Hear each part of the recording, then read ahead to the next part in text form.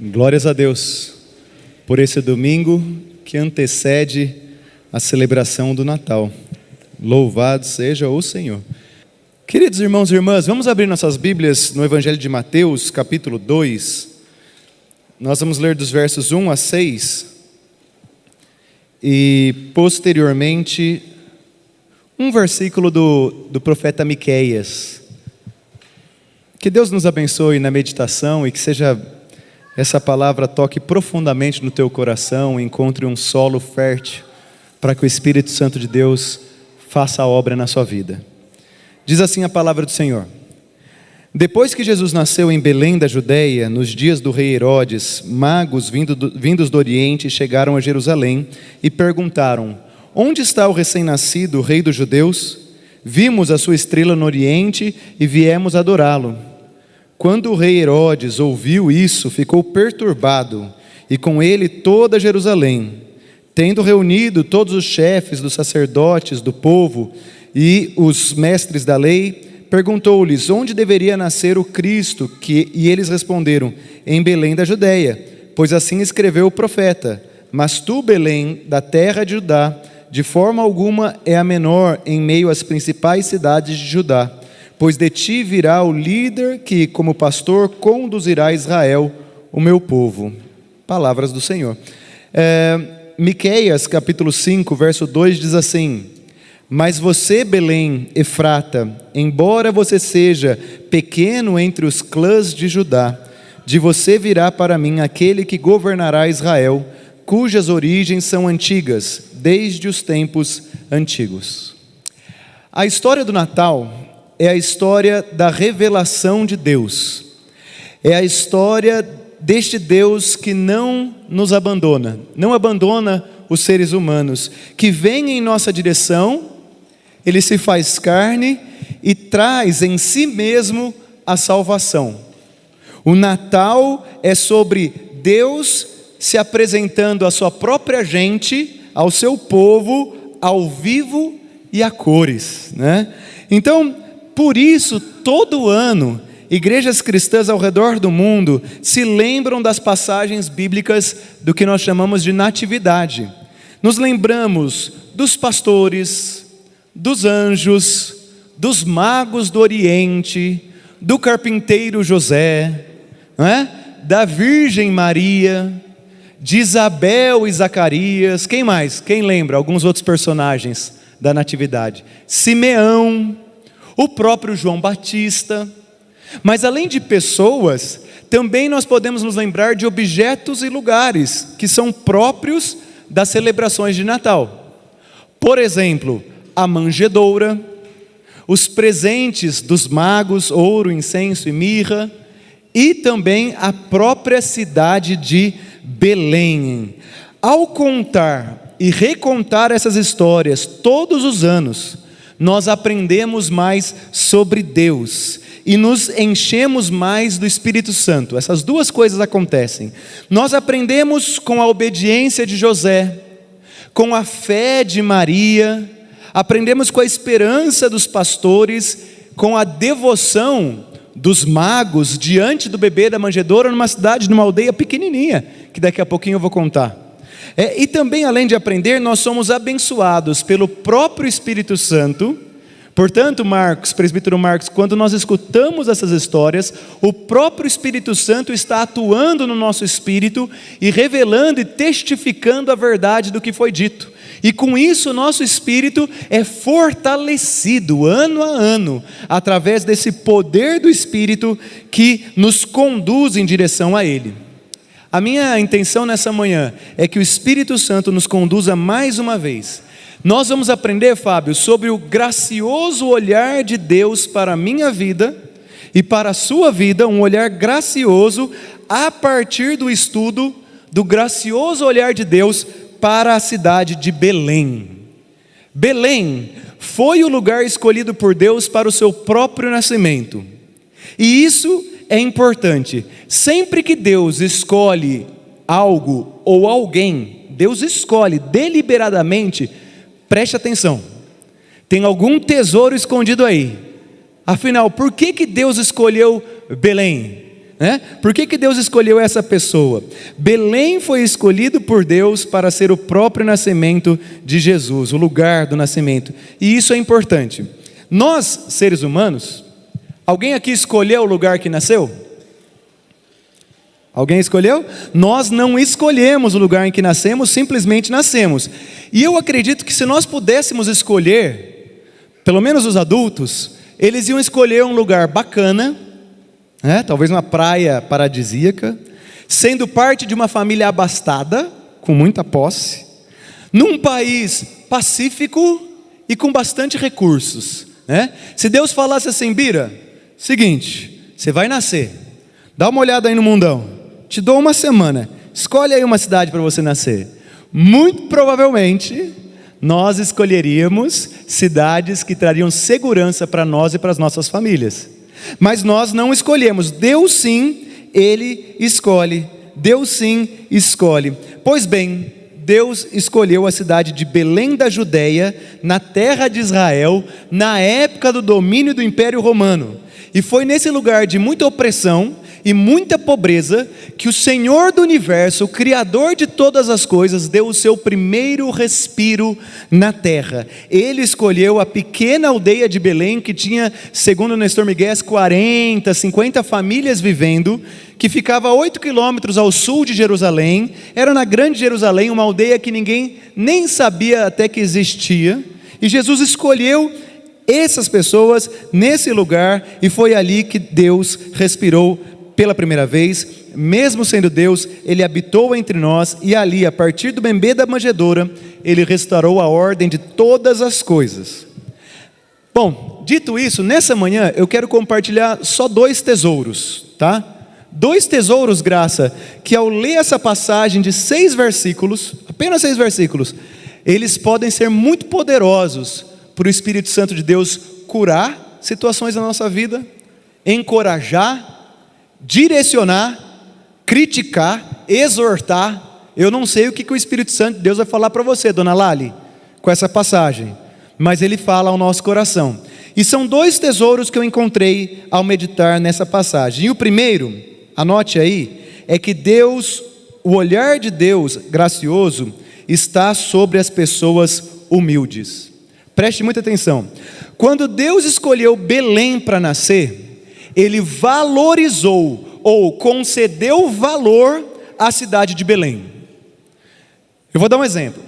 Um tempo atrás, na cidade em que eu nasci, escolheram um bairro da cidade para construir o novo fórum. Ia ser um fórum bem bonito, moderno, Joana. E eles escolheram um bairro que ficava do lado do Marajoara, uma região muito pobre. Um terreno naquele bairro valia mais ou menos R$5.000 na época.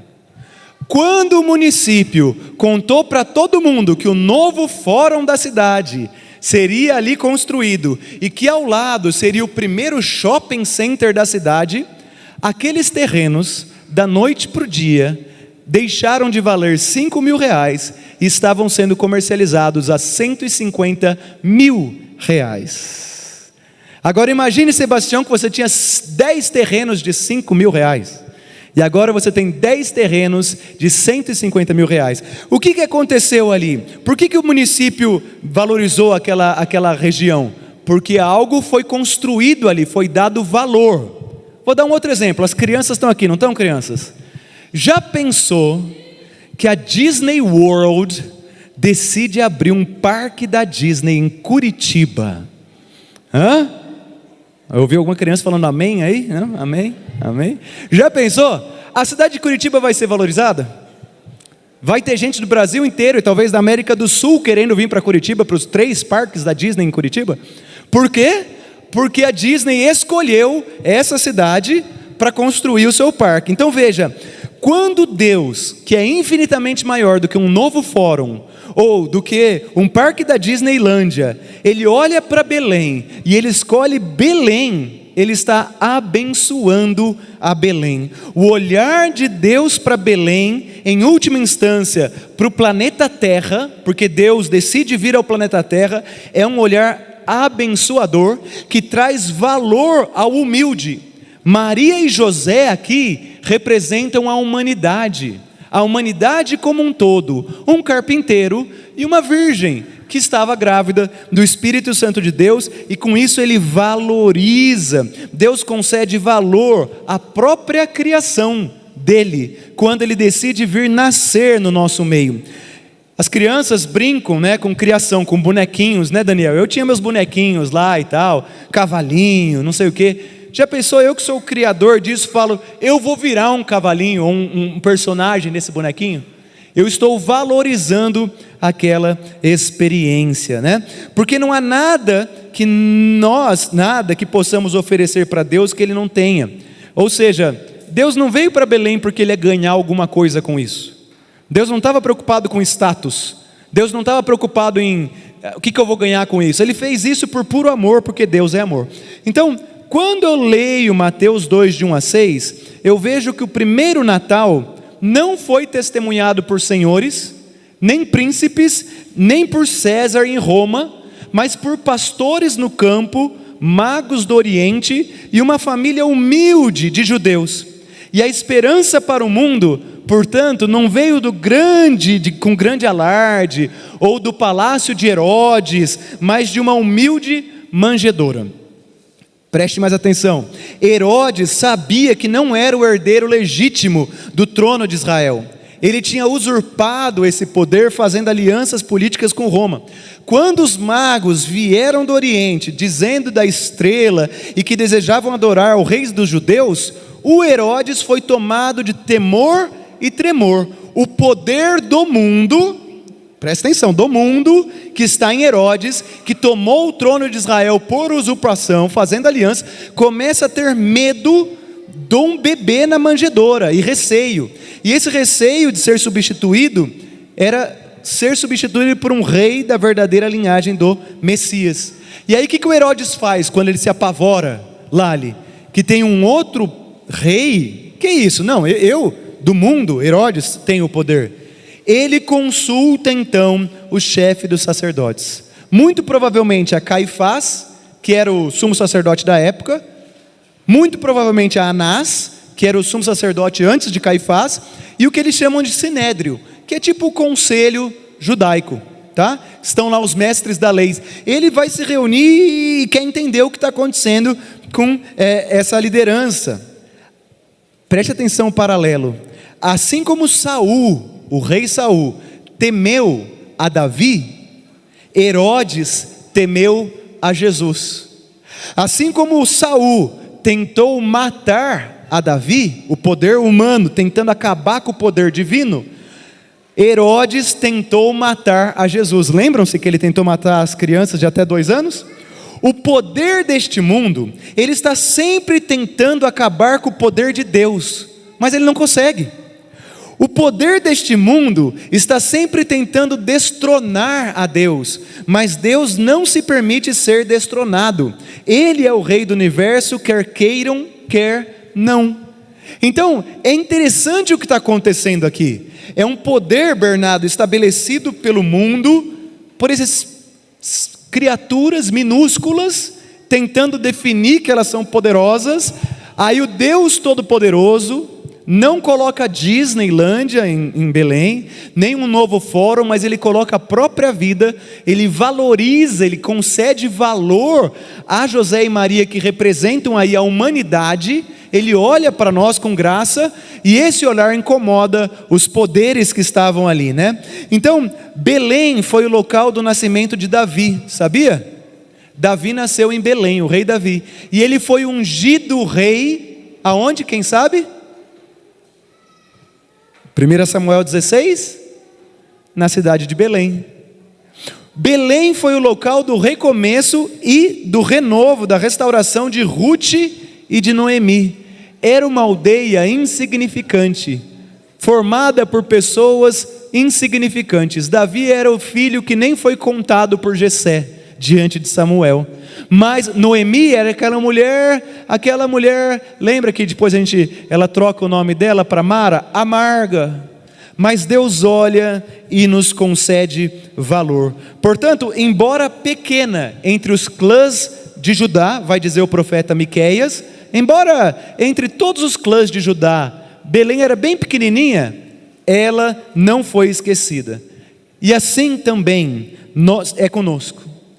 Não importa se você é o menor na sua família, não importa se você é o menor no seu emprego, não importa se na cidade de Curitiba as pessoas nem sabem que você existe, nós não seremos esquecidos por esse olhar gracioso de Deus. E o olhar de Deus é que nos dignifica, e não o olhar dos homens ou da humanidade. O olhar de Deus que olha para mim e me dá valor, e Ele fala: olha, eu vou habitar em você, Sebastião. Isso é muito, muito poderoso. Não é o olhar dos homens e da humanidade. Então, às vezes no seu emprego, às vezes na sua casa, você é um Zé Ninguém, né? Uma pessoa que se sente desprestigiada, como José o carpinteiro, que não tinha onde encontrar um lugar para nascer o próprio filho. E aí ele vai nascer numa estrebaria, né? Eu quero fazer uma pequena aplicação nesse primeiro ponto, que é o olhar gracioso de Deus que encontra o humilde. Preste atenção, Deus sabe aonde você está, e Ele não precisa de GPS para encontrar o teu coração. Você não precisa morar no melhor bairro da cidade, não precisa frequentar o lugar mais importante de Curitiba para ser alcançado por Deus. Ele é poderoso o suficiente para estar em todos os lugares, inclusive na pequena aldeia de Belém, tida como insignificante. Até o próprio Miqueias vai dizer isso. Esse amor de Deus, Ele alcançou a cada um de nós, e é por isso que no Natal a gente lembra dessa história, e é por isso que o Espírito Santo, ao lembrar, ele vai curando. Você que tem às vezes baixa estima, ou você que passou por situações difíceis, ou você que não vê valor na tua vida, eu quero dizer para você que Deus te olha, e Ele te olha, Djalma, com graça, e assim como quando Deus escolhe Belém, Ele dignifica Belém, ela não vai ser a menor dessas cidades, Ele também dignifica a nós, não para eu assumir um lugar agora de poder e de soberba, mas para que eu esteja pleno em Cristo Jesus. Eu posso continuar nessa mesma posição de humildade. A gente, até onde sabe, José e Maria continuaram pobres a vida inteira, mas eles estavam dignificados. Esse amor de Deus dignifica as pessoas, e dignifica a mim e a você, porque não é a Disney que está aqui em Curitiba, mas é Deus que está aqui. O Senhor Jesus está pronto para nascer nos corações daqueles que invocam o seu nome. Mesmo que tudo que você tenha para oferecer para Deus seja uma simples manjedoura, Ele está disposto a entrar na sua casa. Mesmo que tudo que você tenha para oferecer para Deus é um cantinho ali com palha para Ele nascer, eu quero dizer nessa manhã, à luz das Sagradas Escrituras, que Ele está disposto a entrar no seu coração, e que Ele te ama, e que Ele quer fazer nova todas as coisas, amém? Esse é o primeiro tesouro que eu aprendi. Quando eu vi que aquele novo fórum valorizou em sei lá quantos % aqueles terrenos, que uma Disney numa cidade vai fazer aquela cidade bombar, eu fiquei pensando, quanto mais Deus, quando Ele escolheu entrar no planeta Terra, em bilhões de planetas que existem no mundo, e nascer em nosso meio. Com isso Ele dignifica quem nós somos. O nosso valor não está mais naquilo que nós conquistamos, na fama que nós temos, na posse que temos, mas o nosso valor está no olhar gracioso de Deus para nós. E esse olhar, se você permitir Ele entrar no teu coração, na tua alma, na tua mente, Ele corrige desvios psíquicos e emocionais, Ele corrige percepções equivocadas do mundo, Ele corrige uma vida egoísta e egocêntrica voltada só para si mesmo, Ele corrige caminhos tortuosos de pecado e endireita as suas veredas, se você permitir receber esse amor do Pai Celestial. O segundo tesouro que eu encontrei, e o último nessa passagem, é que o olhar de Deus não apenas encontra o humilde, que só tem uma manjedoura para oferecer, mas Ele também salva essa pessoa da perdição. O olhar de Deus sobre nós, para Belém, salva Belém, Israel e a terra da perdição. O que é estar perdido? Estar perdido é não encontrar o caminho, É não encontrar o caminho para sair desse lugar perdido, Jonatas. Uma vez, eu estava lá num acampamento com umas crianças na minha cidade, e a gente resolveu andar numa floresta. E eu estava responsável, Sônia, por umas 10 crianças. E eu estava super cheio de mim, vamos andar? E fomos indo, e fomos indo, e fomos indo. E de repente eu olhei para um lado, as 10 crianças só seguindo o mestre, né? Eu olhei para o outro, e aí meu coração começou a dar uma palpitada. Sabe? Quando a mão começa a suar, e aí você já vai procurar o celular, né? O celular vai te salvar. Deixa eu ver. Eu não estava com o celular, tinha ficado no carro. Aí já começa a passar aquele nervoso, que eu não quero transmitir para as crianças. Eu estava perdido. De repente, eu olho assim, lá longe, mas lá longe, não sei se foi uma criança que me avisou, olha pastor, tem um telhado laranja. Aí eu olhei o telhado laranja, eu associei com uma casa lá que tinha naquele meio daquela floresta, e eu, pela graça de Deus, consegui sair daquele lugar. Veja, as crianças não se sentiram perdidas, porque elas estavam com alguém que estava cuidando delas, mas eu me senti perdido. Estar perdido é não encontrar o caminho, tem a ver com a sensação de não ter ninguém olhando por você, ou não ter alguém que possa guiá-lo para fora desse lugar de perdição. Então, uma criança, na verdade, não está verdadeiramente perdida, se o olhar do pai está acompanhando ela. Vocês concordam comigo? Se o Vicente se sente perdido, mas o olhar da Luíse e do Vinícius está sobre o Vicente está perdido? Não. Aconteceu isso essa semana, o Estevão está aqui, ele pode provar. Talvez ele fale que não foi assim, sabe? Aquela idade de 8 anos, não foi assim, pai, mas eu vou contar. A gente estava num shopping na cidade, a gente foi comer, e eu fui num restaurante, não vou falar para não dar ibope para o restaurante, e aí a Mariana estava lá na mesa, tal, eu sabia onde estava a mesa. Aí eu estou começando a querer dar autonomia para as crianças, sabe? Vai, senão fica muito, ai, mamãe, preciso de você. Não, vai lá com a mãe. A Catarina chegou na mãe. O Estevão, como um bom menino de 7 anos que puxou o pai, ele anda assim no meio, eu estou olhando. Ele olha para um lado, ele olha para outro, ele começa a ficar girando assim, ó, que nem barata. Dizem que barata tonta gira? Eu nunca vi. Fica girando? Se você dá um... Fica? Não sei. Que nem barata tonta. Ele procurando. E eu só olhando. E eu pronto para entrar em ação, entendeu, Vitão? Vamos ver, vou lá ajudar o menino. Está perdido? Só que de repente ele olha, ele vê a mãe e ele dá um pulo e sai correndo. Como tipo, a segurança eu encontrei. Eu pergunto para vocês, o Estevão estava de fato perdido? E ele estava. Mas ele estava debaixo do olhar do pai dele. E o pai dele ia deixar ele se perder? Não. Assim somos nós. Muitas vezes nós estamos nos sentindo totalmente perdidos, mas nós estamos debaixo do olhar do Pai Celestial, que vê todas as coisas. Então nós estamos perdidos, mas Ele está acompanhando. Pode ser, presbítero Morosini, que Ele vai dar um tempo para você ralar lá, que nem bobo, entendeu? Deixa o menino lá, pode ser, para aprender. Deus também faz isso. Deixa ele lá ficar perdidinho lá um pouco. Daqui a pouco, quando bater o desespero, eu vou lá e chego, né? Tem umas mães que não aguentam, né? Ai, não quero, ele não pode sofrer, né? E já abraça o menino. Pois bem, Belém se sentia perdida, porque há mais de 400 anos não tinha palavra profética. É o período intertestamentário. Eles estavam perdidos debaixo da opressão judaica e debaixo de falsas verdades dos fariseus, que estavam oprimindo ainda mais. Eles estavam perdidinhos, mas Deus não perdeu eles de vista. Nesse Natal eu não poderia deixar de falar uma coisa muito triste, e agora eu vou abrir um parênteses aqui. A cidade de Belém, nesse ano de 2023, que fica no território da Cisjordânia, ela está perdida. Nesse ano, Belém repercutiu não só nas canções natalinas ou nas pregações, mas nos noticiários de guerra. A cidade de Belém enfrenta hoje uma situação terrível, de morte e de medo.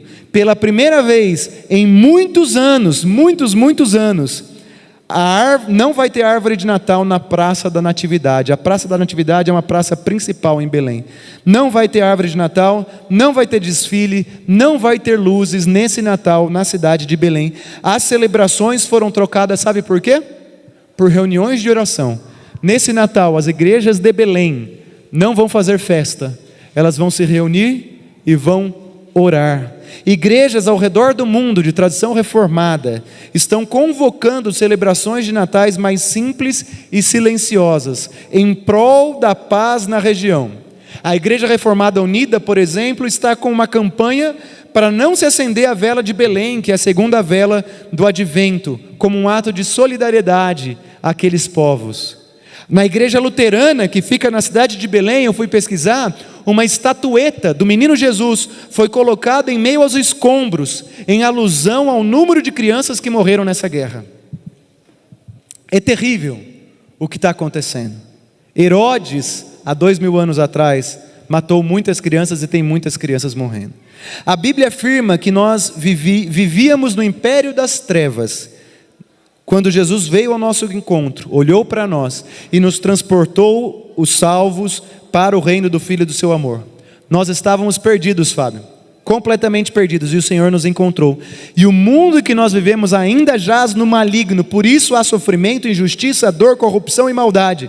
E tem gente sofrendo muito com isso e se sentindo perdido. Tem muitas crianças que estão órfãs hoje na região de Israel e da Palestina, porque os seus pais morreram e elas estão perdidas. O Estevão no shopping tinha um pai terreno olhando para ele, mas essas crianças precisam do olhar do nosso Pai Celestial, para que elas encontrem salvação em meio a essa perdição em que elas estão vivendo. Nós não podemos perder de vista que o olhar de Deus é para todas as pessoas, inclusive essas crianças que se sentem desamparadas. Assim, preste atenção, eu estou indo para o final. Nós fomos encontrados pelo olhar gracioso de Deus. Não estamos mais perdidos, ou não deveríamos estar. Fomos comissionados para sermos instrumentos do olhar gracioso de Deus para com as pessoas que sofrem e os que estão perdidos. Quando Jesus fala com João Batista, e João Batista vai querer perguntar, era mesmo ele que viria? O que João Batista fala? Os cativos estão sendo libertados, os cegos estão voltando a ver. Veja, a ação de Deus no mundo. Por isso, a salvação, ela vem sempre ligada à missão. Não existe salvação deslocada da missão. Não existe uma salvação. Deus me colocou no topo de um prédio, como que chama quando é 2 andares? Você tem casa, um duplex com piscina, com não sei o quê. Estou salvo e agora eu vou olhar para o mundo aqui de cima. Não existe isso. A missão de Deus, olhando para Belém, olhando para José, olhando para Maria. Maria e José não ficam todas felizinhas, Jonatas, na casa deles até a morte. Quando o olhar de Deus alcança Pedro, Tiago, João, o próprio apóstolo Paulo, todos eles, absolutamente todos eles, saíram em missão. A salvação e a missão, ela é intrínseca no ministério de Jesus. Na cruz do Calvário, Jesus trouxe salvação e, na sequência, de imediato, Bernardo, comissionou para a missão. Por isso, nós somos discípulos que fazem discípulos de Jesus. Ser discípulo é salvação. Fazer discípulos de Jesus é missão.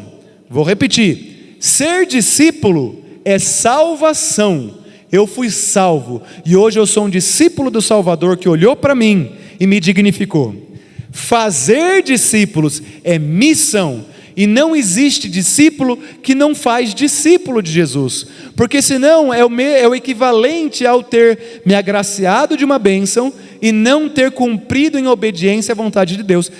Jesus diz, se você diz que me ama, cumpra os meus mandamentos, ou ame os meus mandamentos. Neste Natal, nós devemos sim interceder por Belém e pelas pessoas que sofrem e se sentem perdidas neste mundo. Essa atitude de intercessão e ação tem a ver com obediência e submissão à missão de Deus confiada à igreja. Presta atenção nisso, olha que interessante. O olhar de Herodes para Belém, quando Herodes olhou para Belém, Marília, quando ele olha para Belém, fica sabendo pelos magos que Belém, pela profecia de Miqueias, que ele descobriu com o Sinédrio, é a cidade, aquela aldeiazinha do Zé Ninguém. O Herodes tem um olhar de terror e destruição.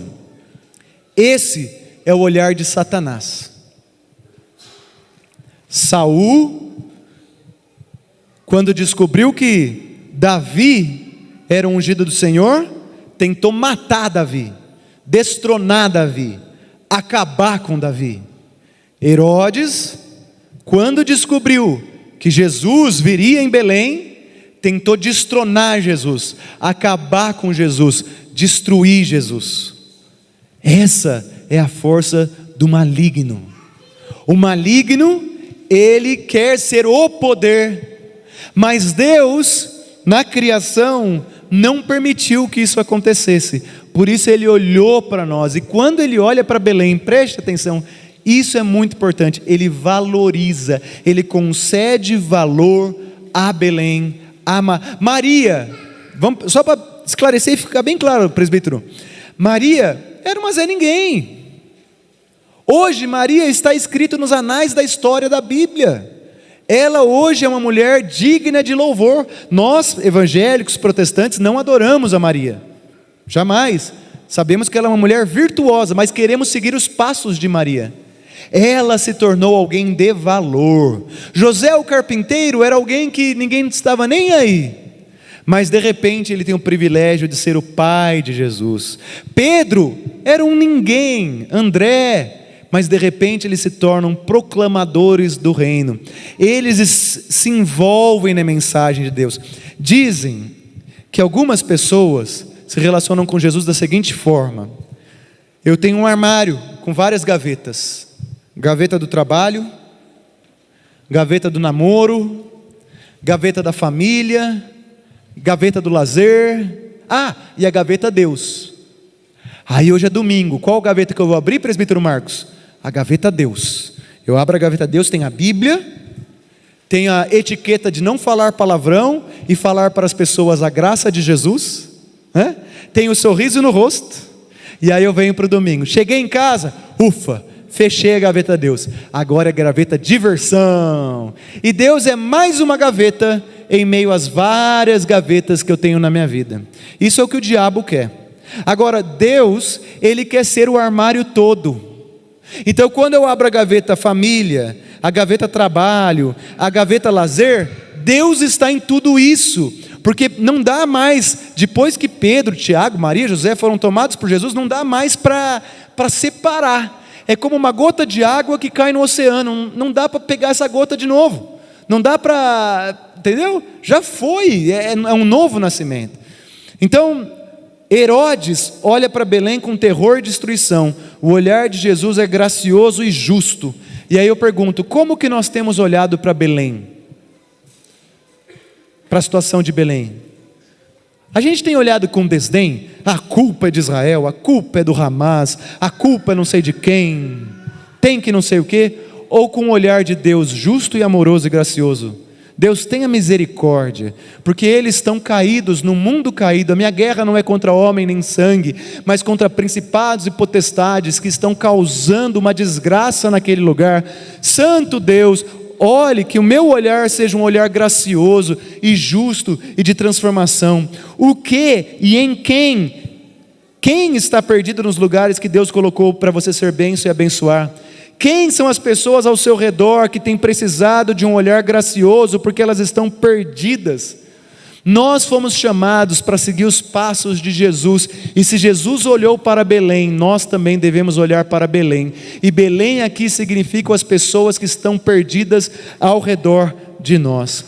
Deus olhou para Belém e a exaltou, porque daquela pequena aldeia nasceu o Salvador do mundo. Se Jesus se revelou aos judeus na figura de Maria e José, e aos gentios na figura dos magos do Oriente, Ele também pode se revelar a você. Eu quero concluir dizendo que todo ano, nessa época, nós lembramos a história dos pastores, dos magos, dos anjos. Nós lembramos a história do Isabel e Zacarias, lembramos a história de Simeão, lembramos a história de Maria, de José, todos os anos, porque cremos que assim o Espírito Santo de Deus vai renovar no nosso coração um olhar gracioso. Ele vai renovar dentro de nós a vida. Neste Natal, vamos a Belém em busca de respostas. Não deixe de pensar nas crianças do Oriente Médio, cuja própria existência está ameaçada, e nas crianças que sofrem com a queda da criação. Deus escolheu a terra para nascer, escolheu a cidade de Belém, e assim, conforme a profecia de Miqueias, a sua profecia, a sua palavra permaneceu e se cumpriu.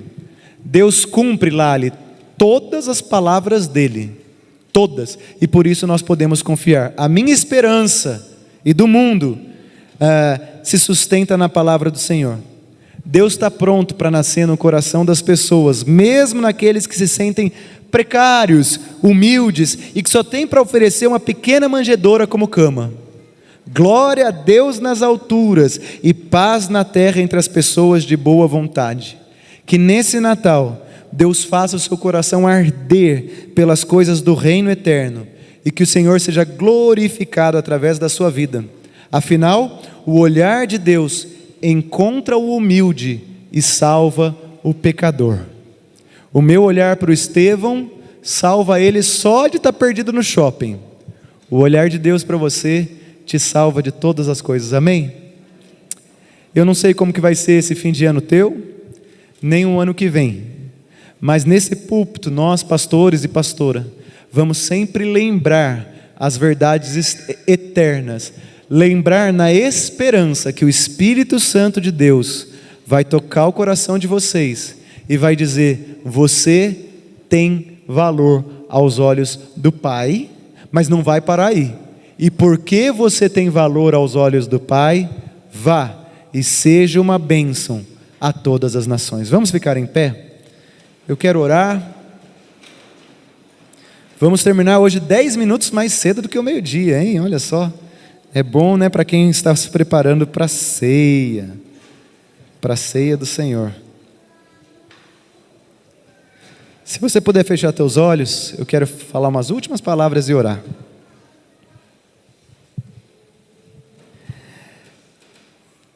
Peça a Deus nessa manhã, se você quiser, o seguinte: Deus, para onde o Senhor quer que eu olhe em 2024? Agora é a sua vez com Deus. Você ouviu a palavra, o Espírito tocou seu coração, agora você vai falar com Ele. Deus, e eu vou fazer aqui isso agora também comigo. Deus, para onde o Senhor quer que eu olhe com esse olhar gracioso que dignifica em 2024? O Senhor quer que eu olhe para o meu marido, para minha esposa? O Senhor quer que eu olhe para as crianças do Pilarzinho, que estão precisando de ajuda? O Senhor quer que eu olhe para uma família específica, para uma célula? O Senhor quer que eu participe do ministério de oração, liderado pela Elce, para interceder por aqueles que sofrem no mundo? Eu creio que Deus tem vontade para você e para mim. Deus tem vontade, a gente vê que Ele tem vontade que Pedro vá, que Paulo vá. E nós fomos criados para isso, irmãos. Porque é nisso que nós encontramos plena alegria e satisfação e realização. Então, fala com o Pai do céu. Se você olha para você mesmo com desdém, você não se acha que tem valor, eu quero dizer que isso é obra do inimigo na sua vida, querendo te atrapalhar. Olha para Deus, o Senhor Todo-Poderoso, nasceu de uma virgem, veio e viveu entre nós, numa manjedoura, para que eu e você pudéssemos ter vida. Se você não vê o valor em você, se agarra no valor que Deus vê a você. Se levanta como Maria Madalena se levantou. E por fim, antes da oração, se você tem olhado só para o seu valor, mas tem vivido Deus como mais uma gaveta no seu armário, então está errado, irmão. Está errado. Está errado. É pecado. desagrada a Deus, desonra a Deus diante de todos os anjos e demônios e principados e potestades. Eu tenho pensado nisso. O meu pecado, ele desonra a Deus diante dos seres celestiais, dos anjos, dos querubins, inclusive do inimigo que vê.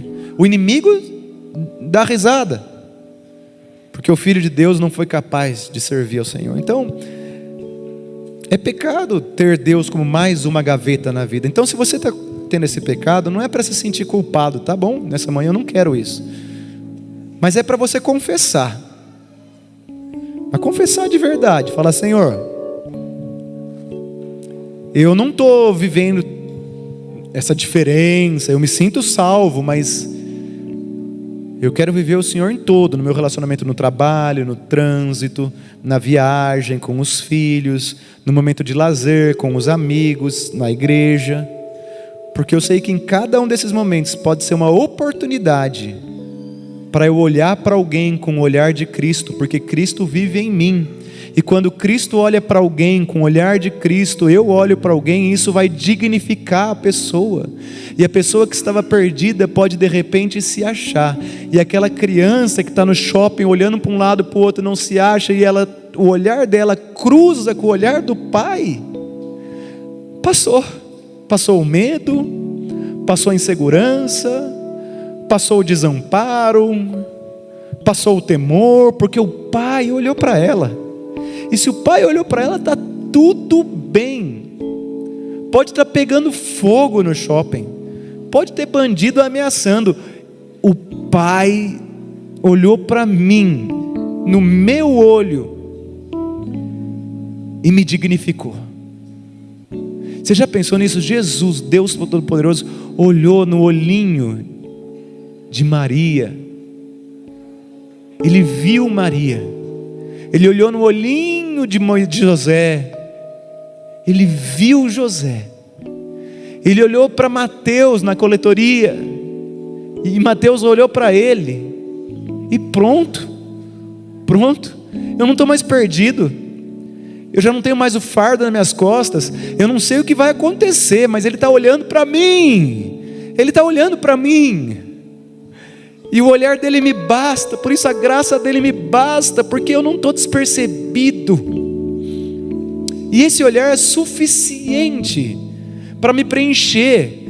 E agora eu já não me satisfaço mais só com o olhar dele, mas eu quero olhar para as outras pessoas com o olhar que eu recebi dele.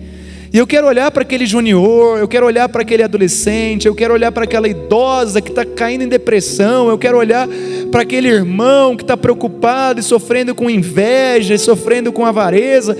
Eu quero olhar para ele e eu quero que o Cristo que vive em mim, através do Espírito Santo, faça brilhar algo sobrenatural na vida daquela pessoa que está perdida na sua luxúria, e que ela sinta: alguém está olhando para mim. Deus olhou para Belém. Deus escolheu Belém, e quando Deus escolhe alguma coisa, tem tesouro, e o tesouro está nesse olhar.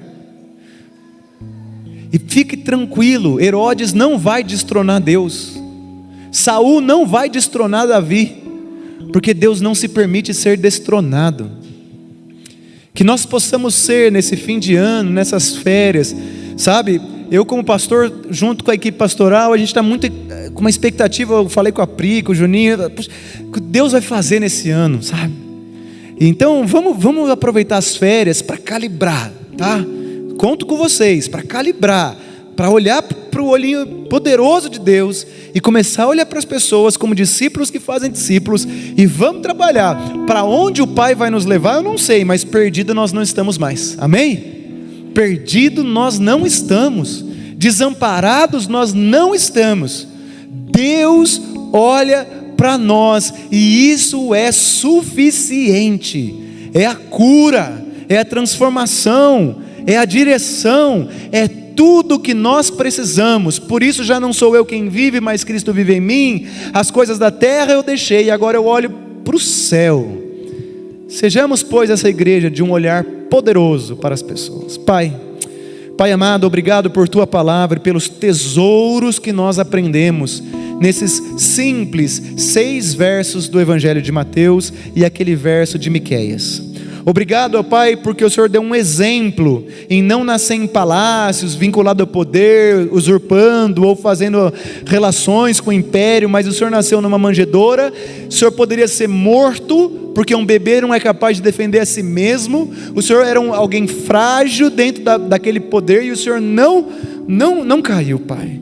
Obrigado, Senhor, porque o Senhor nos revela essas verdades, e isso enche o nosso coração de esperança. Abençoa a tua igreja, Pai, abençoa as famílias da igreja, abençoa o conselho, cada família do conselho, as suas esposas, seus filhos, seus netos, que eles se sintam amparados pelo Senhor, os oficiais também do diaconato, Pai, que eles se sintam protegidos, abraçados pelo Senhor, ó Pai, que nesse abraço eles possam então abraçar o próximo, e junto com a equipe pastoral nós possamos, junto com o conselho, pastorear esta igreja, Pai, e cada um pastorear através das células, e que assim o teu reino seja estabelecido no nosso meio, até o dia que o Senhor vai voltar. Nós te adoramos nesta manhã, nós rendemos graças a Jesus de Nazaré, dizemos que és santo, santo, santo, todo-poderoso, Criador dos céus e da terra. Reconhecemos que não somos nada sem Ti, que dependemos totalmente da Tua graça, que dependemos do Teu mover sobre as nossas emoções, sobre os nossos sentimentos, sobre os nossos pensamentos, que dependemos de Ti para não pecar, que dependemos de Ti para crer. Reconhecemos que o Senhor é o autor de todas as coisas, que todas as boas dádivas vêm das Tuas mãos. Reconhecemos que o Senhor é o nosso provedor, que o Senhor tem nos sustentado. Reconhecemos que a nossa vida só existe porque o Senhor é o nosso alicerce, a nossa rocha. Reconhecemos que somos pecadores e por isso pedimos perdão.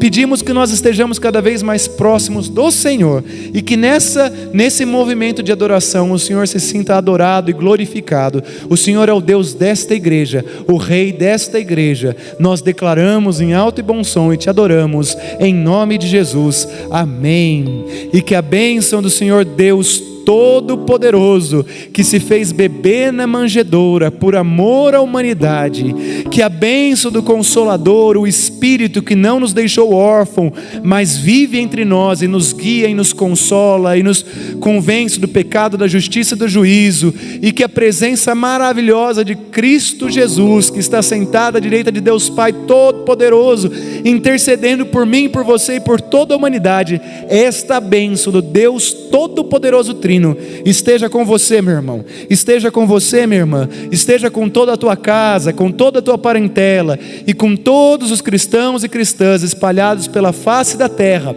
hoje, amanhã e por toda a eternidade. Amém, amém. Feliz Natal, celebre Jesus, Ele é o único digno de toda adoração. Amém.